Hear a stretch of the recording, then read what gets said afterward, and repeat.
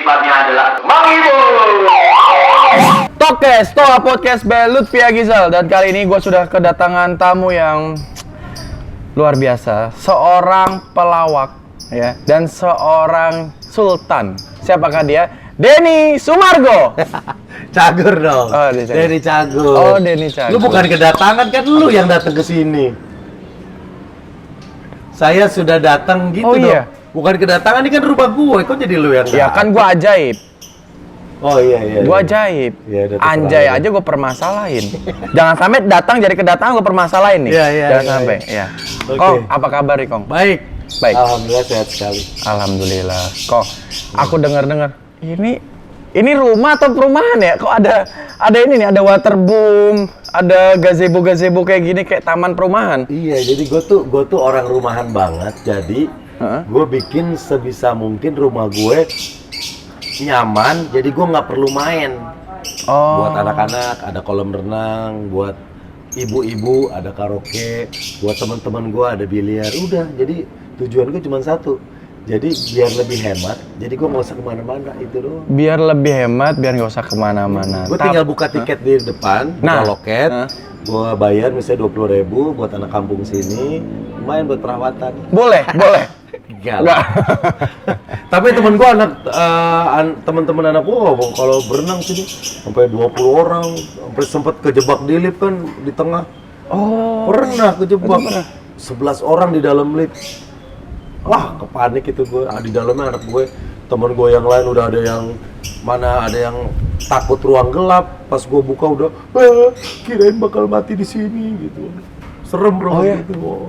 Waduh, luar biasa. Tapi ini rumahnya tuh kayaknya ini the real sultan sih kayaknya sih. Kayaknya ya. Kalau soalnya ini ada konsep perumahan dalam rumah, ada waterboom, ada taman perumahannya, ada kolam, ada biliar. Dan nggak pernah ngaku dirinya adalah sultan loh. Enggak lah, gue aja kadang dengerin aja nggak nyaman di kuping gue dibilang Sultan Pejaten, Sultan Pasar, apaan sih, itu kan dari orang. Gue sama sekali nggak pernah merasa kalau gue seperti itu gitu. Gue cuman bikin tempat tinggal yang layak buat gue dan keluarga, udah. Tapi ngomong sultan, Ya. ada berita nih, ada artikel ada artikel yang bilang kalau Denny Cagur bilang Raffi Ahmad sombong, disapa nggak nyaut. Nah, ini gimana nih? Bener nggak nih? Bener. Itu baru aja kemarin, jadi gue ke salah satu minimarket. Gue belanja di situ. Terus gue ngelihat ada Raffi. Gue panggil, diem. Gue tegur, diem. Gue bilang, ini sombong banget. Padahal kan gue kenal sama dia, gue kerja bareng sama dia udah puluhan tahun. Bahkan kita sudah teramat dekat, lebih dari sahabat gitu. Iya. Gue tahu banget dia tahu gue, tapi kok dia pas gue panggil diem aja. Apa gara-gara mobil Rolls Royce yang diisi bensin itu? Enggak. Kalau yang mobil Rolls Royce itu waktu kita main game, yang kalah boleh milih satu mobil yang ada di garasi. Jadi kalau Raffi menang, Raffi boleh milih mobil gue yang ada di garasi gue, dipakai sama dia seminggu, boleh buat apa aja. Begitupun gue, karena waktu main PS yang menang gue, jadi Raffi mobilnya gue pilih satu, gue pilih lah itu ya Rolls Royce, gue bawa ke rumah gue, seminggu di rumah gue. Hari pertama gue pakai buat jemur kasur, hari kedua gue isi bensin premium, hari ketiga gue pakai buat nongkrong makan mie gitu. Tapi kan semuanya gue jabarin juga di konten gue, yang isi premium itu prank, padahal gue isinya bukan bahan bakar yang sesuai dengan mobil itu. Nah kalau yang balik lagi yang Raffi sombong, setelah gue kenal lama segala macem, gue panggil di salah satu minimarket, kok diem aja. Pantesan diem, karena memang Raffinya dalam bentuk brosur. Oh, jadi dalam bentuk brosur, disapa, diomongin gini, dibilang sombong. Kong, ikut gua yuk. Kenapa? Ke psikolog yuk, kita bareng yuk berobat yuk. Yuk. Kalau lo alumni ya, lo tahu psikolog yang bagus-bagus ya, karena lo sering berobat sama mereka. Enggak, karena gua kan sarjana psikologi, jadi gua tahu nih mereferensikan yang mana. Lagian lu ada poster, lu ajak ngomong, lu sapa-sapa, mau sampai poster tuh berubah warna juga kan bisa ngefek. Iya, itu sih sengaja. Jadi gue pas gue masuk ada poster Raffi, setelah beli gue kepikir bikin itu iseng buat di Instagram. Udah gue keluarin HP. Guys, emang kadang harta merubah orang gini-gini. Sombongnya orang baik banget sama gue. Gue kenal udah lama, kita udah saling tahu, kerja bareng. Tapi dari tadi gue panggilin diem aja. Nih orangnya. Gua ambil gambar posternya Raffi. Oh, Kan dia jadi brand ambassador salah satu betul, minimarket. yang warna merah. Nggak apa-apa Iya. kok, boleh nyebut Indomaret. Alfamart, Deng. Alfamart. Alfamart. Indomaret brand ambassadornya Denny. Ayo. Nah, tapi ngomong-ngomong nih, Kong. Ya. Aku pernah ketemu sama Kong Denny ini di salah satu forum luar biasa. Iya. Forum Kader Partai Amanat Nasional. Ya. Ada apa nih? Seorang pelawak merapat ke sebuah partai besar yang dimana ketuanya adalah seorang komedian juga. Benar. Apakah akan regenerasinya Pak Eko Patrio atau memang dari hati memang untuk masyarakat? Monggo. Kalau ditanya akan regenerasi Pak Mas Eko mah kita nggak tahu, tapi dia adalah salah satu role model yang gue kagum dengan pencapaian dia di dunia komedi. Sekarang dia akhirnya merambah dunia politik dan sukses 3 periode berturut-turut. Gue kagum lah dengan semua pencapaian dia karena gue memang dari awal ngefans sama grupnya tuh, grup Patrio. Gue ngefans sama Mas Parto, Bang Akri, Mas Eko. Nah sekarang lebih dekat lagi ke Mas Parto, udah deket di OVJ. Sekarang sama Mas Eko lebih dekat lagi di PAN gitu. Berawal dari ajakan Mas Eko setelah gue collab YouTube, ngobrol-ngobrol tentang banyak hal, salah satunya tentang politik. Kalau ketertarikan gue di dunia politik sudah ada, sudah gue rasakan sudah lama. Gue sangat tertarik di dunia politik karena politik itu dinamis dan gue ngerasa umur gue masih muda, masih banyak yang bisa gue capai. Karena gue punya ketertarikan dunia politik, gue punya contoh Mas Eko juga yang terjun di dunia politik. Kenapa enggak gue belajar? Nah di saat gue lagi belajar ternyata Mas Eko menawarkan, Den, bantu ikut bergabung yuk di DPW PAN Jakarta. Wah, gue bilang ini gila sih ini. Gue cuma minta waktu 2 hari ya Mas Eko, saya minta waktu 2 hari ya, saya harus minta izin restu dari mama sama dari istri. Nah pas gue ngomong, mereka support, mereka percaya sama gue karena selama ini apa yang gue pilih mereka nggak pernah kecewa. Ya udah Bismillah gue bergabung bersama Mas Eko di Partai Amanat Nasional menjadi badan pengurus harian di DPW PAN. Dan nggak cuma saya, sahabat saya yang pinter ini pun bergabung. Lutfi juga PAN. Iya benar. Nah, di DPW juga, BPH juga. Sama. Betul. Lu bidang apa? Bidang penanggulangan bencana. Nah, tuh. Itu. Kalau gue pendidikan kebudayaan. Kan kalau nggak salah ini UNJ, gelarnya?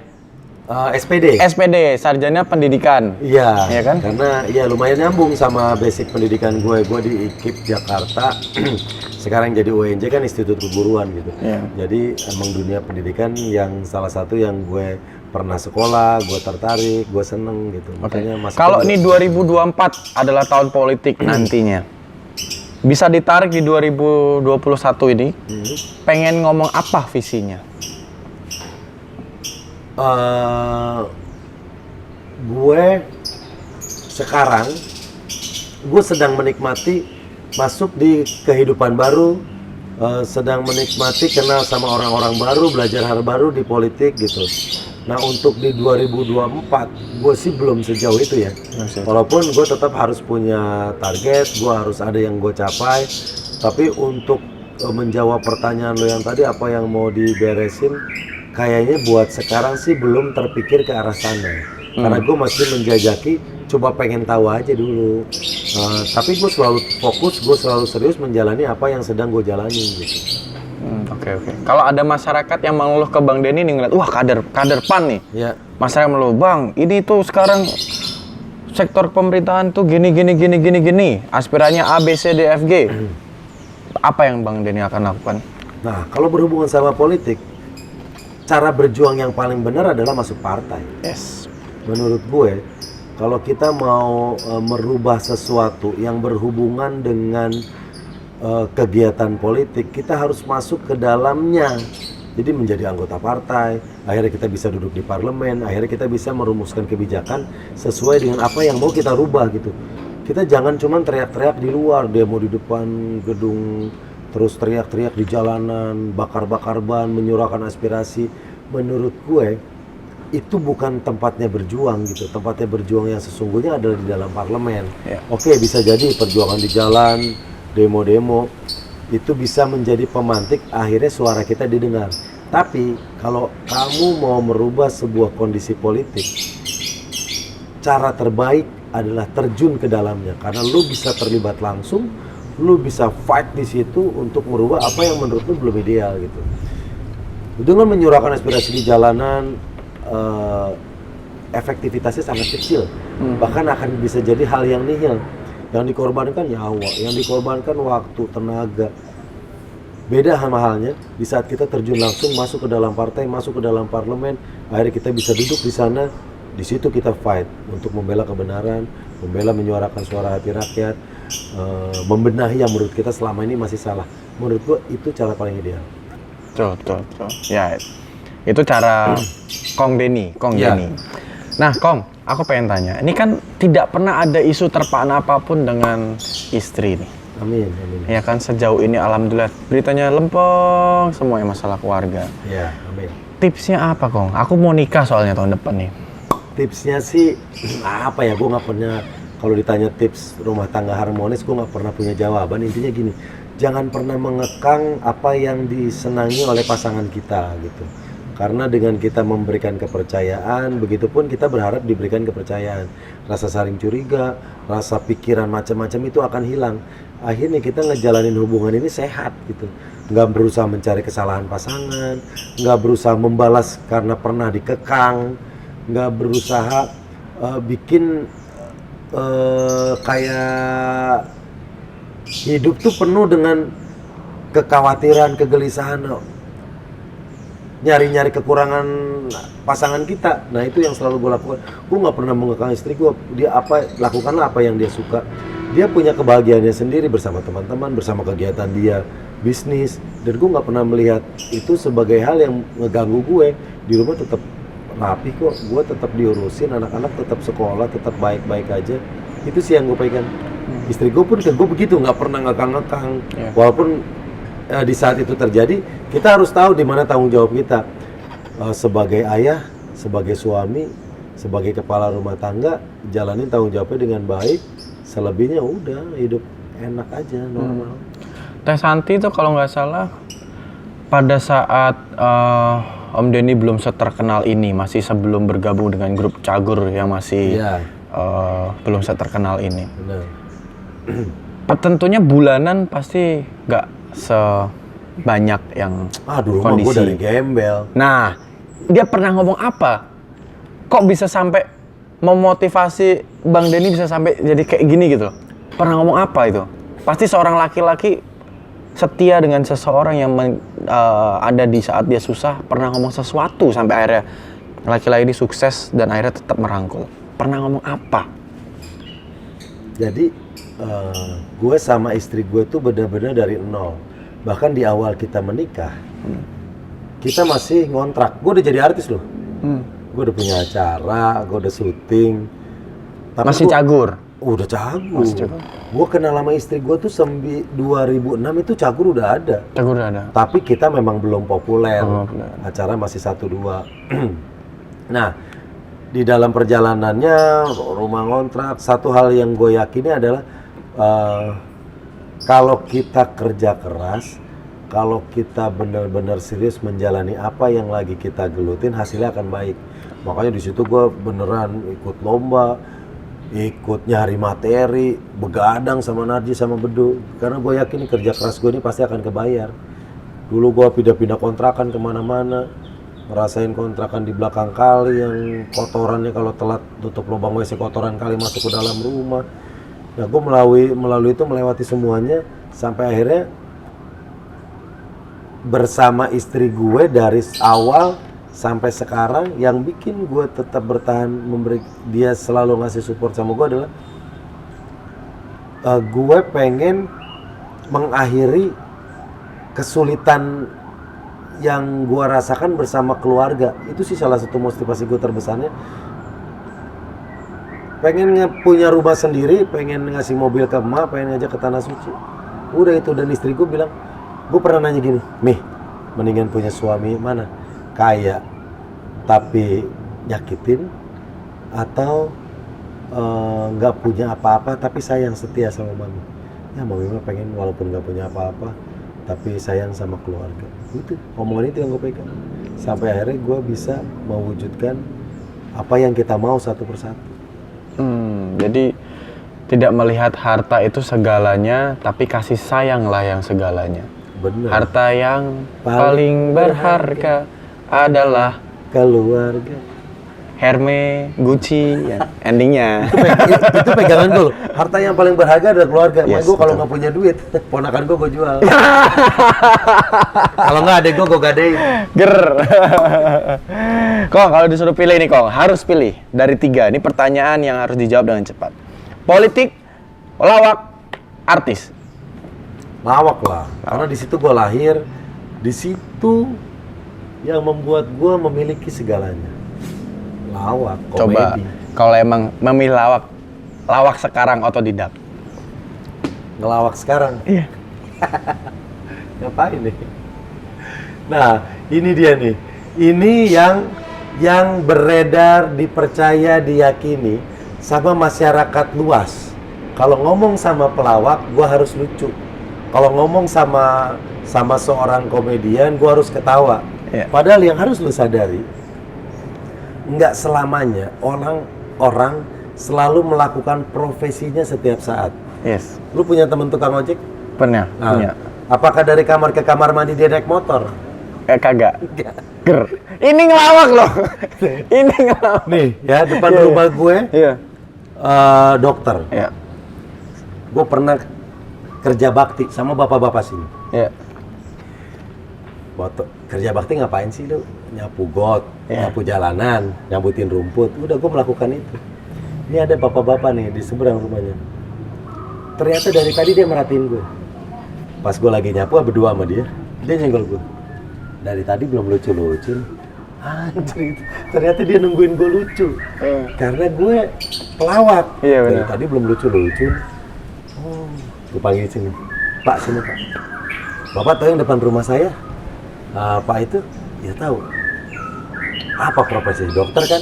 Iya dokter. Dokter apa Bapak tahu nggak? Dokter kandungan. Oh. Nah, kalau Bapak tahu, dia dokter kandungan Pak. Bapak lihat ibu-ibu yang lagi pada bikin kopi? Nah, itu kan dokter kandungan. Ini banyak ibu-ibu. Nggak ada tuh yang dikobel-kobelin. Di situ dia. Ini baru lucu. Itu yang gue maksud. Kan dokter kandungan ngapain? Dia kan meriksa, ya bahasa prokemnya itulah. Meriksa kandungan, bagaimana dilihat. Salah satu orang yang bisa melihat selain suaminya. Iya, saya cek ya Bu, gitu. Ya bahasa metalnya kan bahasa yang gue ngomongin tadi. Saya cek ya Bu, iya. Oh ini gini Bu, dilihat. Oh kondisinya gini Bu. Nah gue ngomong itu ke bapak itu. Pak lihat no ibu-ibu pada ngumpul, pada bikin kopi. No ada dokter kandungan, nggak ada yang dikobel-kobelin. Belum tentu. Barangkali di dalamnya. Baru dia ngakak-ngakak. Wah ini lucu nih, woi. Mas ceritain lagi, Mas ceritain. Oke, pelawak. Kalau disuruh milih pengusaha atau politik? Pengusaha atau politik? Gue milih politik. Politik. Gue milih politik. Why? Mungkin gue bukan orang yang seneng di bisnis kali ya. Bahkan untuk muterin duit yang gue punya aja, gue kadang nggak punya nyali. Karena kemungkinan gue orang yang terlalu berpikir jauh gitu. Kalau di politik, gue tahu yang pertama gue seneng dulu. Gue punya passion di situ, gue seneng. Kalau kita melakukan hal yang kita senang, hasilnya akan baik. Nah kalau di bisnis tuh seneng gue nggak ada, sedikit banget. Walaupun gue punya beberapa bisnis, semuanya jalan, tapi gue ngerasa gue passion gue di bisnis itu nggak kuat gitu. Jadi kalau suruh milih politik atau bisnis, gue milih politik. Pilih nggak bisa ketemu anak atau nggak bisa jadi pelawak? Nggak bisa jadi pelawak aja lah. Karena buat gue ketemu anak itu mah penting. Anak itu refreshing gue. Salah satu bahagia gue tuh simple. Ngumpul sama anak, sama keluarga besar udah. Makanya gue seneng banget ngumpulin ponakan, emak, adik-adik gue, abang gue. Karena bahagia gue sebatas ngumpul sama mereka udah. Kebahagiaan gua sebatas Ngumpul sama mereka. dia. Uang nggak buat bahagia. Uang nggak segalanya, tapi segalanya butuh uang. Nah, berarti gimana? Ya tapi kalau maksud gue gini, kebahagiaan yang gue rasakan di saat gue punya banyak uang, Ya. sama gue bisa ngumpul sama keluarga gue, gue masih lebih bahagia gue bisa ngumpul sama keluarga gue. Walaupun sedang tidak punya uang. Iya, walaupun kalau disuruh milih ya, tapi kan lebih enak lagi ngumpul sama keluarga, punya duit, lu bisa beliin apa, bikin acara apa gitu. Oh, luar biasa. Jadi ini seorang bapak-bapak cute nih kata orang. Cute ini. Lagu dia. Ini lagu gua Anji Mul cute. Kode ini aku tuh kadang nggak kuat mental di saat dihujat. Jujur. Di balik aku strong di depan kamera, tapi kadang sometimes banget aku drop. Apalagi kalau urusan keluarga. Pengalamannya Bang Denny ada nggak kayak gitu? Kalau nggak salah ada acara kuis acara pagi-pagi itu yang pernah dihujat, terus salah satunya ada hostnya Bang Denny kan? Dihujat juga kan? Itu gimana? Iya, waktu itu ada acara musik yang sedang berjalan karena salah satu game yang kita mainin dianggap itu tidak etis, merendahkan, akhirnya sampai acara itu berhenti. Semua hostnya dihujat. Ya. Semua hostnya dihujat termasuk gue. Tapi gue berpikir gini, orang-orang yang ngata-ngatain kita, haters lah atau apapun, netizen yang cuma mau ngehina, menyerang mental kita atau sekedar meluapkan emosi dia ke kita, mau kata-ngatain kita, buat apa kita ambil pusing? Gue termasuk orang yang cuek sih bro. Gue berpikir gini, mereka ngata-ngatain kita, menghina, nulis semaunya, gue nganggap itu sampah. Gue nganggap itu sampah. Dan gue memposisikan diri gue ada di sebuah gedung. Ini mereka di bawah sampah nih. Netizen banyak yang support, banyak yang jadi fans. Itu mereka gue anggap teman, gue anggap sejajar.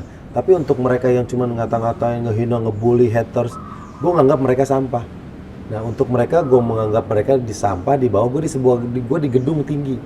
Buat apa gue turun, nyamperin sampah? Jadi gue mendingan gak usah dengerin, gue baca tapi nggak ada yang melukai gue. Karena gue tahu banget mereka berbuat itu kadang sambil iseng, sambil tidur, sambil berak. Yang tujuannya cuma mau ngeganggu kita atau sekedar meluapkan emosi. Buat apa kita mikirin hal yang kecil itu? Tapi yang paling sakit hati apa waktu dihujat netizen? Kalau gue sih pelawak paling dibilang gak lucu. Itu sakit? Paling parah paling itu. Pelawak gak lucu. Dalam hati gue, ya kalau gue gak lucu gak mungkin gue bertahan 23 tahun. Iya benar. Gak ada pelawak yang gak lucu. Sampai sekarang masih dipercaya. Itu aja sih. Gue gak mau main ke mereka ya. Gue mengobati ke gue sendiri biar gue nggak sakit hati gitu. Gue dibilang nggak lucu. Kalau lu kan tadi lu bilang mental lu kadang drop. Kalau gue dibilang nggak lucu, untuk pembelaan gue ke diri gue, untuk gue tidak tersinggung dengan omongan dia, gue bilang kalau nggak lucu nggak mungkin gue. Ya, kalau gue sih kalau drop itu gara-gara yang dihujat adalah orang tua gue, bokap gue almarhum, kayak gitu, keluarga gue. Itu gue bikin drop. Aduh, nyokap gue sakit hati nggak ya kalau baca ini? Itu sih drop gue. Nah, sakit hati itu terjadi karena restu, bro. Lu mengizinkan sakit hati terjadi di pikiran lu. Nah, gue tidak mengizinkan itu, makanya gue tidak sakit hati. Kalau lu bilang tadi ada yang menghina ibu lu, ada yang menghina bapak lu sakit hati. Nah, kan pintunya di pikiran lu. Lu sakit hati karena lu mengizinkan. Iya benar. Lu mengizinkan hati lu terluka, lu mengizinkan kata-kata itu masuk ke pikiran lu, lu mengizinkan sampai akhirnya mental lu kena. Nah kalau gue tidak mengizinkan apapun kata-katanya, nggak ada yang paham masuk hati, cuman kelar di mata gue doang udah. Kadang ada yang kebaca sama gue, baca juga yang nggak gue baca. Karena gue sekali lagi, persepsi gue ke mereka, orang-orang yang cuma ngata-ngatain atau yang jadi hater kita, konsep yang gue taruh adalah sampah. Buat apa kita turun nyamperin sampah, capek-capek turun lift, karena kan gue posisikan diri gue di gedung. Gue turun lift, nyamperin sampah, gue layanin sampah, gue balik lagi, ngapain? Jadi tidak memberi restu untuk gue sakit hati. Makanya gue nggak pernah peduli. Makanya lu tanya kata-kata apa yang paling menyakitkan, yang pernah nyampe ke gue paling itu pelawak nggak lucu. Kalau nggak lucu gue nggak mungkin dapat Panasonic Cobel Award 2 kali. Oh, kalau gue boleh sombong. Iya. Nah itu hal-hal gitu yang akhirnya membuat kita obat ke hati gue gitu. Tapi Om, ngomong-ngomong pelawak, honor pertama kali terima jadi pelawak berapa di tahun berapa? 250.000 itu gue udah punya acara sendiri tahun 2001. Honor figuran gue pernah dibayar 50.000 bantu di adegan TV. Honor manggung gue pernah dibayar 75.000 bagi 3. Gue pernah dibayar nasi kotak, gue pernah dibayar stiker juga cuma 2 lagi, orangnya 3, stiker 2, yang itu kan nggak kebagian. Iya. Yang kebagian lo? Yang kebagian tahu siapa, cuma 2 dikasih stiker, makasih ya. Ntar panitianya kesini, nggak ada yang datang lagi. Nah, tapi itu gue sadari sebagai sebuah proses.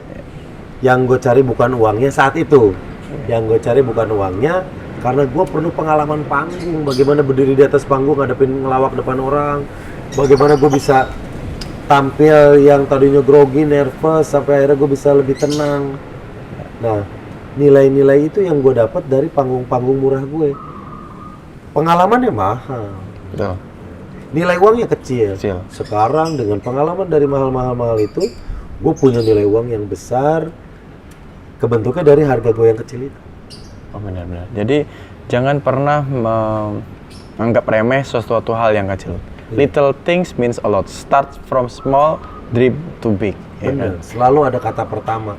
Pertama manggung, pertama dibayar murah, pertama. Pada saat itu menyakitkan. Tapi sekarang semuanya jadi kenangan indah. Wow, pada saat itu menyakitkan dan sekarang menjadi kenangan indah. Wow, benar juga ya. Anjay ini menyakitkan, suatu saat akan menjadi kenangan indah buat lo. Lu suka tidak suka, mau tidak mau, dipungkiri atau tidak, lu dibantah atau tidak, kata anjay yang membuat lu populer. Iya benar. Iya, jangan pernah sakit hati sama orang yang menghina lo gara-gara kata-kata anjay. Karena dari kata-kata anjay, dari hinaan itu, dari insight, dari komen, akhirnya ada endorse, ada bintang tamu. Iya benar. Iya, nikmatin aja Belum sebagai ada sebuah program. paket. Belum ada program. Segera. Amin Allahumma sholli ala Muhammad. Karena aku melihat lo berbakat. Amin. Kong, pengen tahu nih. Raffi Ahmad pernah bilang Om Denny itu adalah sosok yang membantu gua di saat gua ada masalah yang besar. Waktu itu. Sampai dia harus Iya. Menurut Kong Denny, sosok Raffi Ahmad seperti apa? Dia tuh temen yang asik, gue nganggap dia kayak partner, adik. Kita kenal tuh udah lama, mulai dari Dahsyat dulu, 10 tahun. Terus syuting gue bisa dibilang dulu gue, Raffi, Denny, Olga, muter tuh gue, semua TV. Mulai dari subuh, sahur, terus acara sore, siang, gue ketemu itu mulu nih. Sampai Olga akhirnya berpulang, gue sama Raffi masih. Sampai sekarang pun gue masih punya acara sama Raffi. Jadi kalau ditanya sosok dia kayak gimana, yang asik buat temen, buat saudara, sesibuk-sibuknya dia, gue undang apapun datang. Begitupun gue sangat respect sama dia. Walaupun gue deket, gue tapi nggak selalu gimana sama dia. Enggak, di saat itu kita mencar, udah punya kehidupan masing-masing. Berapa bulan atau saling kontak, gue perlu lo Vi, ya, dia meluangkan segalanya buat gue. Begitupun gue berangkat ke rumah dia walaupun cuma sekedar ngobrol gitu. Nah ini kan yang baiknya, yang nggak suka dari Raffi apa? Pasti ada dong, namanya sahabat. Apa yang nggak gue suka? Gue nggak punya kenangan jelek sih sama dia. Yang nggak gue suka apa ya? Katanya sih kalau lu kalau mau punya sahabat, lu harus nggak suka dengan karakter dia satu hal, karena itu yang membuat lu akan jadi suka karena perbedaan. Dia tuh terlalu baik, makanya waktu dia dapat musibah dulu, semua artis turun, semua artis sedih, semua artis peduli waktu menyambut dia, waktu bikin acara buat dia, semuanya datang. Nah sebaik itu dia sama orang, makanya kenapa dia rezekinya bagus. Ya karena dia sama orang juga bantu. Instagram dia gila, followersnya terbanyak bro. Di Indonesia, di Asia ya. Tapi untuk lu datang bawa makanan aja ke tempat dia, dibikinin story. Punya lu ya, gua ini, gua kilan ini. Kalau bayar lu bayar berapa puluh juta lu. Sebaik itu dia gitu. Nah makanya waktu dia kenapa-napa juga pasti banyak bantu. Kenapa rezekinya banyak? Karena dia banyak kebantu orang. Itu sih yang gue lihat. Berarti nggak ada yang nggak disukai dari sosok Raffi? Sampai sekarang sih marah. Gue selama jadi partner juga gue nggak pernah kecewa sama dia. Paling telat-telat doang tuh. Kalau boleh gue cari-cari kesalahan, Paling kalau syuting suka telat. Tapi telatnya juga kalau tapping, kalau live juga dia aman. Oh. Tapping misalnya di dahsyat gue selalu datang duluan. Standby jam 8:30 ya, jam 8 ya standby. Gue 8:30 nongol, jam 9 udah standby. Rapi baru nongol jam 10. Ayu Dewi juga sama gitu. Kalau gue cari-cari kesalahan, kalau lo bilang apa sih yang gak lo suka? Ya paling kalau tapping pagi suka telat gitu doang. Yang lainnya emang nggak ada. Tapi karena jangan disalahin telatnya, mungkin sibuk semalamnya acara kemana-kemana lelah. Bisa Iya, jadi Karena jalan macet. Pas datang ngobrol juga Toto jam 4 gue masih main PS, buset gitu. Karena kan banyak dia sekarang lagi seneng bola, kadang-kadang main PS sampai sama anak-anak yang seneng bola itu. Oke guys, sekian dulu kita ngobrol-ngobrol Talkcast-nya ini. Ambil positifnya, tinggalkan negatifnya, dan sosok dari Cagur. Sosok dari Cagur ini bisa menjadi inspirasi kita kalau kita mau mengambil positifnya. Tapi tidak akan menjadi inspirasi kalau kita tidak melihat sisi positifnya dan mengambil sisi negatifnya. Semua orang punya kesalahan, semua orang punya musibah, semua orang punya kekurangan. Tapi ingat, satu hal kebaikan itu yang membuat kita menjadi seseorang yang lebih baik lagi. Woi, luar biasa. Vicky, Ternyata ada yang bermanfaat juga yang keluar dari omongan lo ya. apa? Ya barusan bagus itu. Oh, bagus. Ngapalinnya 3 hari. See you guys. Bye-bye, thank you Lutfi udah main ke rumah.